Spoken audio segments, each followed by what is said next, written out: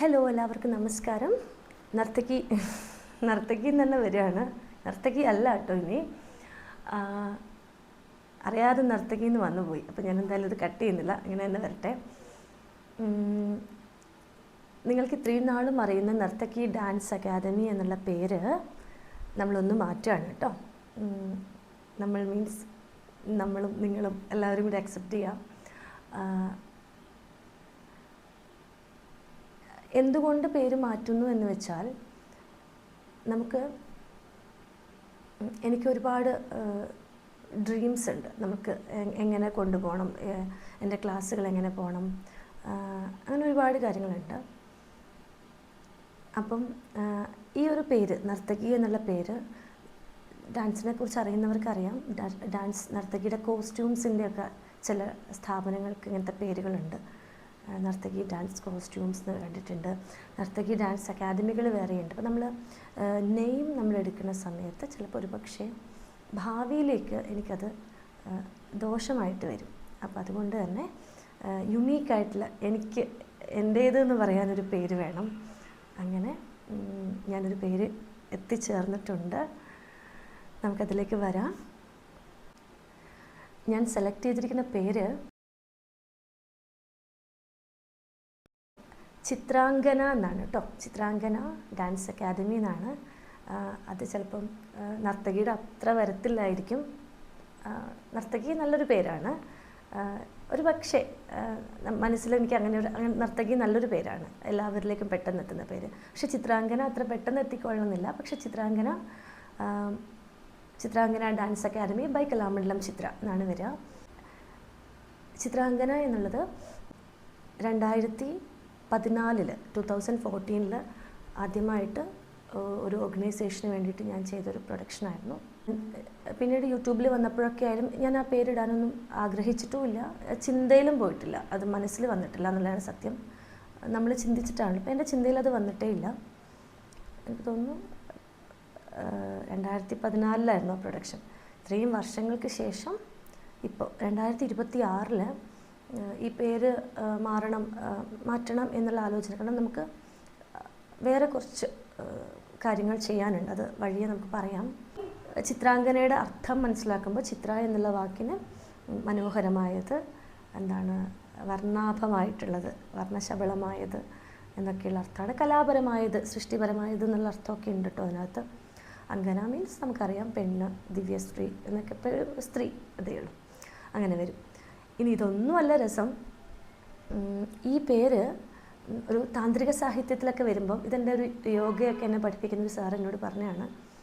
ഞാൻ പലവരോടും ചോദിച്ചിരുന്നു, ഈ പേര് കൊള്ളാമോ, ഈ പേര് ഉപയോഗിക്കുന്നതിന് കുഴപ്പമുണ്ടോ എന്നൊക്കെ.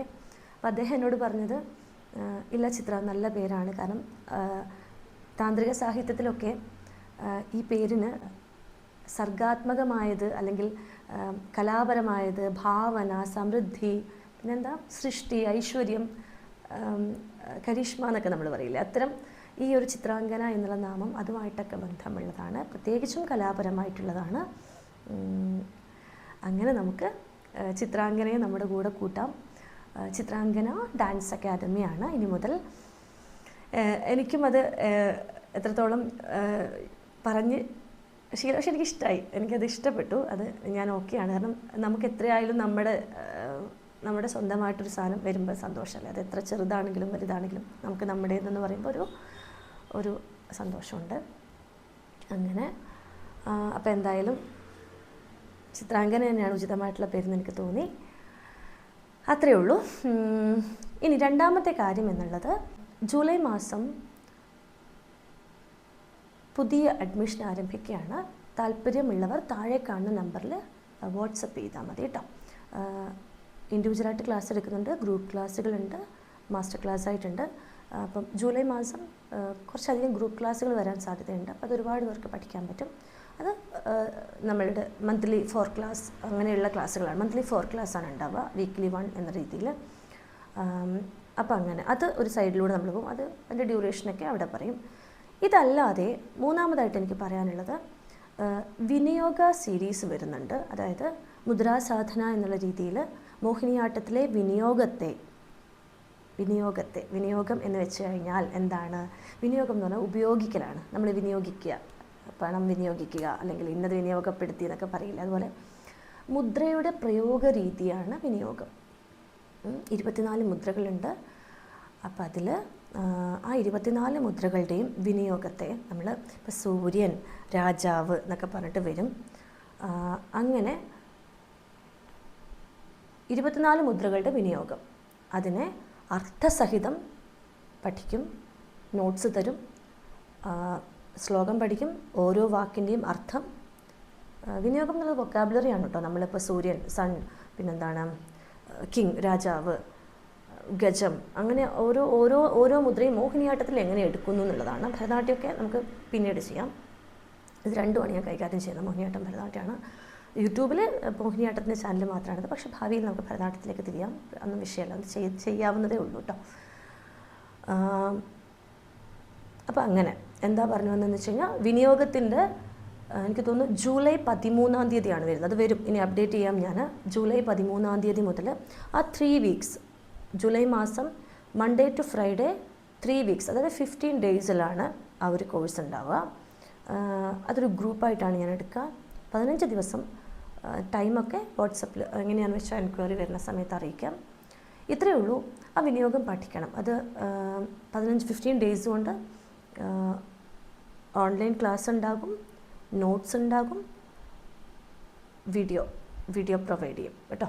ഇച്ചിരി വീഡിയോ പ്രൊവൈഡ് ചെയ്യുന്നതായിരിക്കും. അപ്പോൾ അത് വൃത്തിയായിട്ട് പഠിച്ചു കഴിഞ്ഞാൽ അത് കഴിഞ്ഞു. ഇത്ര കാര്യങ്ങളാണ് ജൂലൈയിലേക്കുള്ളത്. ഒന്ന്, നമ്മുടെ പേര് മാറി. 2, നമ്മുടെ അഡ്മിഷൻ, പുതിയ അഡ്മിഷൻ, ഭരതനാട്യം, മോഹിനിയാട്ടം അഡ്മിഷൻ, സാധാരണയായിട്ടുള്ള പോലെ അഡ്മിഷൻ.